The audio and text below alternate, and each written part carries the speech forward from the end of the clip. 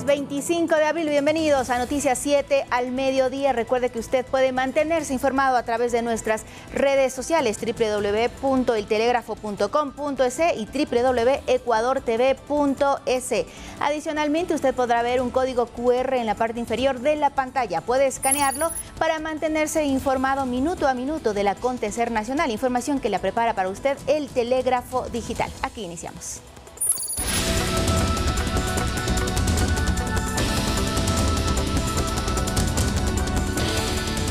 Y el presidente Daniel Noboa designó a Vicente Antonio Aguad Sebasco como gobernador del Guayas. El anuncio se realizó este jueves 25 de abril de 2024 a través del decreto ejecutivo número 243. En el documento se explica que se dieron por terminadas las funciones de Alberto Molina Flores, quien desempeñó ese cargo desde noviembre de 2023. Pero ¿quién es Antonio Aguad Sebasco? Él se desempeñó como viceministro de Seguridad en el Ministerio del Interior, cartera que está liderada por Mónica Palencia. Adicionalmente es abogado y tiene una maestría en Derecho Empresarial. Entre 2015 y 2016 se desempeñó como analista jurídico de la Prefectura del Guayas.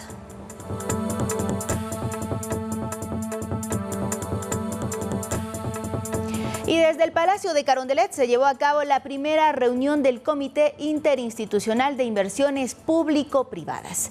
Para cubrir justamente esta reunión se trasladó nuestra compañera Manuela Bedón, quien nos tiene los detalles desde Presidencia. Manuela, buenas tardes, te escuchamos. Buenas tardes, Olguita, amigos televidentes. Así es, yo me encuentro desde el Palacio de Carondelet, donde se llevó a cabo la primera reunión del Comité de Inversiones Público-Privadas. El secretario de esta cartera de Estado, Pablo Ceballos, dio a conocer que durante la reunión se aprobaron 8 proyectos, entre los cuales están 7 viales y 1 aeroportuario. La cartera de inversiones estima que va a ser de 2.300 millones de dólares y beneficiará al país. Escuchemos. Un total de 2.300 millones en inversión y se estima que la generación de empleo por estos proyectos sumen un estimado de 46.000 nuevos empleos. Inversión y empleo que será desarrollado progresivamente conforme los procesos vayan avanzando y se vaya logrando avanzar en los concursos, firma de contratos y posteriormente la ejecución de los respectivos proyectos. Ceballos agregó que pasado la aprobación de estos 8 proyectos pasa a una fase de estructuración. Tras la estructuración, donde se contratarán técnicos para elaborar la viabilidad de los proyectos, se llevarán a cabo otros procesos hasta poder llegar a los inversores. Escuchemos. Donde se contratan expertos para que analicen y estructuren, es decir, armen los mejores proyectos para que los inversionistas nacionales e internacionales puedan presentarse con sus ofertas. Luego de la estructuración pasaremos al concurso público y posteriormente a la ejecución del respectivo contrato, luego de la adjudicación y firma del mismo. En cuanto a proyectos de carácter energético, mencionó que también se están planteando realizar un análisis de cuáles podrían ser para este tipo de asociación, alianzas públicos-privadas. Sin embargo, él mencionó que existen también la figura de concesiones, por lo cual se podría llevar a cabo proyectos de carácter energético. Esa es la información que tenemos por el momento. Volvemos a estudios con más. Muy buenas tardes. Gracias, Manuel. Estaremos pendientes de la ampliación de toda esta información en el noticiero de las 19 horas. Y con la ampliación también de la pregunta de la consulta popular sobre la creación de judicaturas especializadas. Arranca un proceso que debe cumplir varias fases antes de su aplicación. Conozcamos más en la siguiente nota.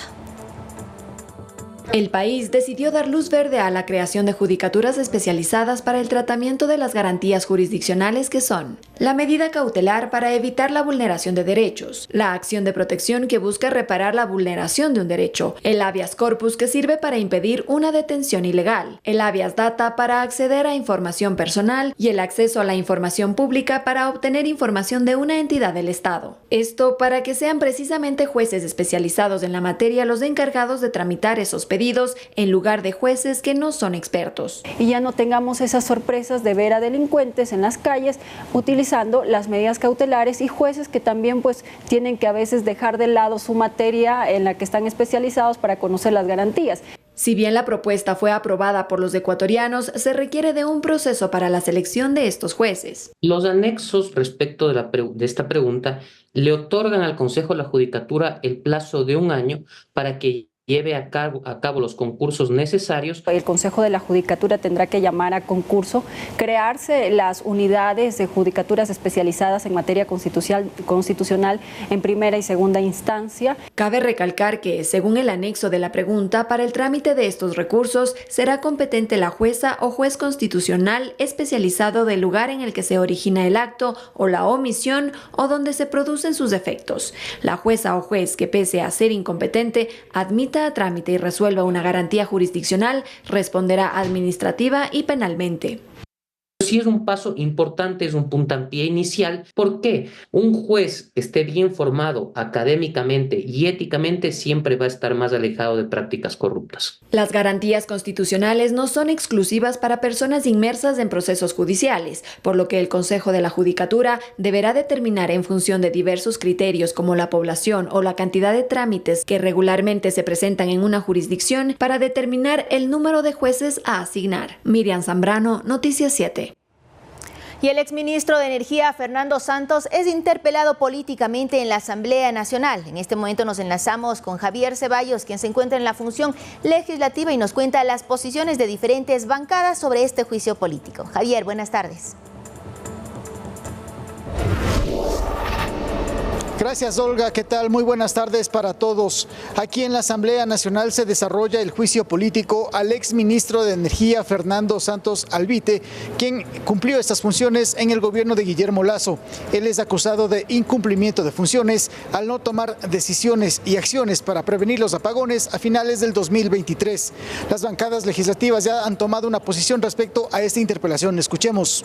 No se olvide que habían documentos de la prensa escrita que decían claramente que el Ecuador perdía $18 millones la hora por los apagones que se dieron el año anterior. Entonces yo creo que hubo negligencia, que hubo muy poca capacidad para ejecutar políticas públicas y recursos que hubieran permitido que esto no suceda. Así que nosotros vamos a votar a favor de la sanción. No puedo prejuzgar, pero yo votaré sí por su censura, porque es manifiesto lo que ha pasado. Tener todos los insumos necesarios, donde tuvo alertas en las que se evidenciaba de manera clara y precisa de que ellos tuvieron ya la información que el estiaje en el último trimestre del 2023 iba a ser severo, y que es lo que está pasando en el momento. Y ahí, ¿qué es lo que debo yo señalar? Se advierte que puedan preparar, de la información que tenemos, que prepare todo el parque termoeléctrico, y no hay absolutamente nada. Les contamos además que durante esta mañana la Asamblea Nacional y la Contraloría realizaron un simulacro multiamenaza donde se evaluaron acciones y procedimientos en casos de colocación de artefactos explosivos y toma de rehenes. Terminado este ejercicio de simulacro, las actividades se retomaron aquí en la Asamblea respecto a esta interpelación política al exministro de Energía, que se tiene previsto dure varias horas. Hasta aquí nuestro informe desde el Parlamento ecuatoriano. Olga, tú sigues con más noticias desde estudios. Una excelente tarde. Muchas gracias, Javier. Estaremos pendientes de esta interpelación y cambiamos de tema. La Embajada de Estados Unidos asegura que el país norteamericano está comprometido en cooperar con Ecuador para que los criminales enfrenten a la justicia. Esto a propósito de la sentencia en contra de Carlos Pollitt. A continuación hacemos un repaso por la ruta de dinero recibido por el excontralor. La sentencia en contra de Carlos Pollitt en Estados Unidos por blanqueo de dinero ha removido la esfera judicial y política en ambos países. La Embajada de Estados Unidos en Ecuador se pronunció a través de un comunicado que en su parte final dice: la cooperación internacional es clave para la lucha conjunta contra la corrupción y la impunidad. Y los Estados Unidos está comprometido en colaborar con el Ecuador para llevar a los criminales ante la justicia. Que este caso sea un precedente para que ningún funcionario público asuma que está por encima de la ley en nuestros países. Pollitt fue detenido en Estados Unidos en marzo de 2022 por investigaciones de la Fiscalía de ese país respecto de movimientos financieros sospechosos. Tras pagar una fianza de $14 millones, permaneció en arresto domiciliario hasta que este 23 de abril fue declarado culpable de los 6 cargos penales por los que que era investigado. Según la justicia norteamericana, entre 2010 y 2014, Carlos Pollitt recibió $8 millones en efectivo por sobornos de Odebrecht para evitar la imposición de multas estatales. Y según las versiones recogidas en el juicio, el excontralor le habría dicho a José Conceição Santos, empresario de la multinacional brasileña, que su hijo, John Pollitt, haría desaparecer el dinero invirtiéndolo en propiedades y negocios en Estados Unidos. Entre abril y noviembre de 2014, Odebrecht le envió $3 millones en sobornos a Carlos Pollitt a cuentas de empresas creadas por su hijo a nombre de sus socios sin que ellos lo supieran. En diciembre de 2015, Pollitt acordó un soborno de $500,000 con el empresario Diego Sánchez para ayudarle a obtener contratos con Seguro Sucre. Para ello, el hijo de Pollitt emitió una factura falsa por una consultoría técnica para justificar el pago. También, según la justicia de Estados Unidos, padre e hijo usaron los fondos de esos sobornos para remodelar una lujosa residencia en Miami y venderla en más de $4 millones para comprar un edificio de oficinas en el mismo sector por $2.6 millones. Entre las evidencias de los delitos también están un cheque por casi $300,000 y al menos 4 transferencias por cerca de $8 millones para la compra de propiedades y negocios, todo entre cuentas bancarias de empresas controladas por su hijo. Pero Pollitt también tiene cuentas pendientes con la justicia de Ecuador. En 2018 fue condenado por la Corte Nacional de Justicia a 6 años de prisión por el delito de concusión, es decir, por aprovecharse de su cargo público para exigir dinero dentro del caso Odebrecht. En la misma sentencia se ordenó el pago de $40 millones como reparación al Estado ecuatoriano. El excontralor fue acusado de exigir más de $10 millones para desvanecer glosas que pesaban en contra de Odebrecht y emitir informes favorables para proyectos estratégicos.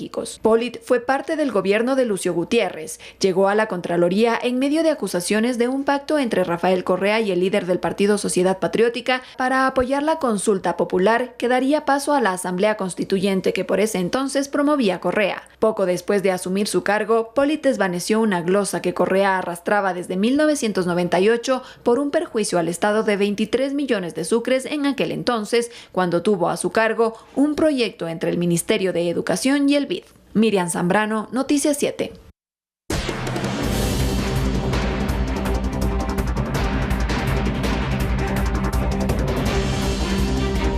Y el ministro de Energía encargado, Roberto Luque, brindó su información sobre la situación actual energética del país. Aquí se dijo que en los próximos días vendrán 37 generadores de energía eléctrica para Santa Elena y Quevedo. Además, detalló las pérdidas económicas que se han generado hasta el momento. El Ministerio de Energía, con Roberto Luque a la cabeza, busca la forma de superar la crisis energética que vive el país, pues el panorama no siempre es el mejor. Por ejemplo, la operación en la hidroeléctrica Coca-Cola-Sinclair se detuvo por 12 horas por la acumulación de sedimentos, lo que no permitía que las turbinas operen normalmente. Afortunadamente, como les comenté ayer, el embalse de Mazar y Paute había estado lleno y eso permitió que no tengamos que cortar la energía más de lo que ya lo habíamos previsto. Pero no todo es malo, dice, pues del embalse Mazar en Azuay incrementó su capacidad de agua en 1.9 metros. Una de las estrategias para superar la crisis es la adquisición de 37 unidades de generación eléctrica para las localidades de la costa, que usarán combustible que se produce en Ecuador. 32 unidades vienen para Quevedo y 5 unidades vienen para Santa Elena. El plazo que tiene para esto de aquí en contractual es septiembre, pero he hablado con el contratista y me voy a reunir con ellos para que eso pueda ser reducido en la medida de posible a inicios de agosto y ojalá antes si se puede. Además señaló que ya se tienen cuantificadas las pérdidas económicas que dejan los cortes de luz en el país. Alrededor de $12 millones por hora sin luz eléctrica, lo cual genera un aproximado de $72 millones diarios, que es bastante considerable y desafortunado y que estamos trabajando para salir. Aseguró que también junto a la SENACE se logró que desde el 26 de abril el sector minero privado deje de consumir 33 megavatios durante 60 días. Esto para ahorrar energía. Edison Saavedra, Noticias 7. Y justamente para ampliar la situación energética actual del país en horas de la tarde, exactamente a las 14:30, el ministro de Energía Roberto Luque dará una rueda de prensa, pero en la hidroeléctrica Toachi Pilatón. Toda esta información la estaremos ampliando a las 19 horas. Y debido también a la situación energética que vive el país, algunas familias buscan alternativas para instalar en casa. Los paneles plegables solares son una de ellas, para proveer energía a pequeños dispositivos como computadoras. ¿Qué otras alternativas hay? Le contamos en la siguiente nota. A escala nacional, los razonamientos eléctricos van variando día tras día, es decir, no tienen un horario preestablecido ni fijo. Esto se debe a que CELEC, la Corporación Eléctrica del Ecuador, realiza un análisis de la demanda de energía cada 15 minutos para determinar el periodo y el horario de cortes y así evitar excesos en el consumo. Por este motivo, muchos ciudadanos han tenido que modificar sus actividades diarias. Sin embargo, existen casos donde se requiere de alternativas, por ejemplo, paneles solares. Ernest Zurita es un ingeniero electrónico y junto a sus hijos han optado por instalar paneles solares plegables en su hogar. Es una familia de 4 personas. El consumo promedio de nuestra casa es de unos 10 kilovatios hora por día.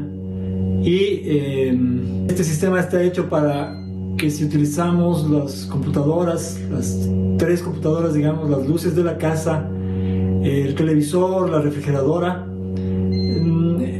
podríamos tener energía durante unas 10 horas, 8 horas, dependiendo de cuántos artefactos utilicemos. Al trabajar desde casa, para ellos es fundamental tener una fuente de energía. Sistemas cogen energía del sol, la convierten en energía eléctrica y la almacenan en las baterías para tener energía cuando se va la luz. Pero ¿qué opciones hay en el mercado para alimentar de energía de equipos y electrodomésticos? Hernán Garcés, gerente de Proviento, explica que se pueden instalar sistemas de energía solar, eólica e incluso hídrica.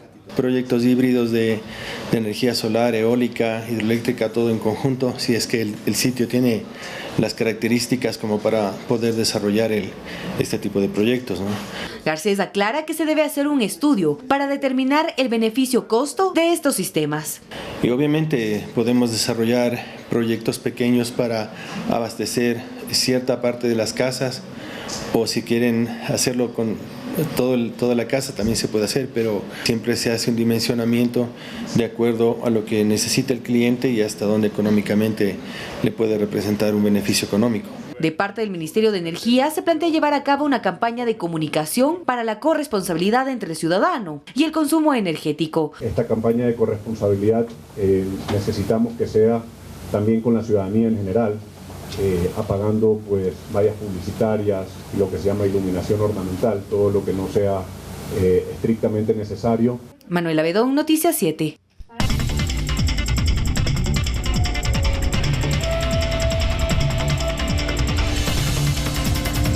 Y como parte de las acciones de control en los centros de rehabilitación, las Fuerzas Armadas efectuaron un nuevo operativo en el Centro de Rehabilitación Social número 4, conocida como la cárcel regional en la provincia del Guayas. En la intervención, los militares encontraron un arsenal de armas, municiones y explosivos encaletados. Incluso tuvieron que romper uno de los pisos. Las evidencias fueron halladas en las inmediaciones de los pabellones de media y máxima seguridad del centro carcelario, según informaron las Fuerzas Armadas. El reporte de las autoridades mencionó que incautaron 3 fusiles, 2 carabinas Mossberg, 13 pistolas, 6 granadas de uso militar, un binocular, 200 alimentadoras y 38.700 municiones.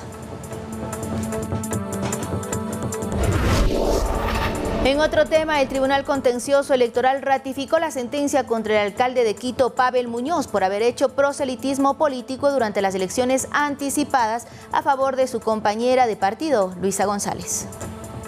Es un hecho. El alcalde de la capital, Pavel Muñoz, deberá cumplir con la sentencia que le impuso el Tribunal Contencioso Electoral, tras haber llegado a la conclusión de que el burgomaestre realizó proselitismo político para la campaña de Luisa González, cuando buscaba llegar a la presidencia en las elecciones anticipadas. El organismo electoral negó la apelación presentada por Muñoz y con 3 votos a favor, dejó en firme la sanción planteada anteriormente, que es pagar una multa de $9.200, además de pedir disculpas públicas. El alcalde capitalino no se ha pronunciado sobre esta sentencia. Sin embargo, esto fue lo que dijo previo a la audiencia. Estaré pendiente de lo que resuelva ese tribunal. Anhelo, como cualquier ciudadano, que se lo haga con justicia y siguiendo los preceptos. Quien sí se refirió fue su denunciante, el consejero de participación Juan Esteban Guarderas, quien en sus redes sociales dijo: es la segunda vez que el Tribunal Contencioso Electoral le dice que no a Pavel Muñoz, alcalde de Quito. Se ratificó la sentencia en su contra por grave infracción electoral. Nadie está por encima de la ley. La sanción contra Pavel Muñoz se da tras cometer una infracción electoral muy grave, tipificada en el artículo 278 del Código de la Democracia, el cual sanciona con multas de 11 a 20 salarios básicos unificados, destitución o suspensión de derechos de participación de 6 meses hasta 2 años a los servidores públicos que en ejercicio de sus funciones induzcan al voto a favor de determinada preferencia electoral o promuevan aportes económicos a una organización política o a un candidato o candidata definido. Edison Saavedra, Noticias 7.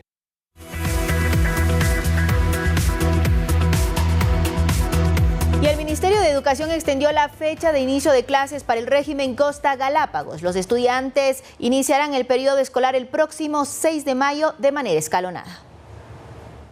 Las actividades escolares en el régimen Costa Galápagos comenzarán a partir del 6 de mayo y el ingreso será escalonado. La medida obedece a los racionamientos energéticos, según dio a conocer en redes sociales el Ministerio de Educación. Según estos cambios, el nuevo cronograma de ingreso para el periodo escolar 2024-2025 sería el siguiente. El lunes 6 de mayo ingresaría el bachillerato, primero, segundo y tercero, al igual que educación básica 1 y 2. El martes 7 de mayo, educación básica superior, es decir, octavo, noveno y décimo. Y también preparatoria, es decir, primer grado. El miércoles 8 de mayo ingresa educación básica media, quinto, sexto, séptimo y elemental, segundo, tercero y cuarto. Según el acuerdo ministerial que retrasa el inicio de clases, también especifica que se deben cumplir los 200 días laborales de clases, por lo que el calendario escolar del próximo periodo lectivo en la costa se extendería hasta el próximo 26 de febrero del 2025. Manuela Bedón, Noticias 7.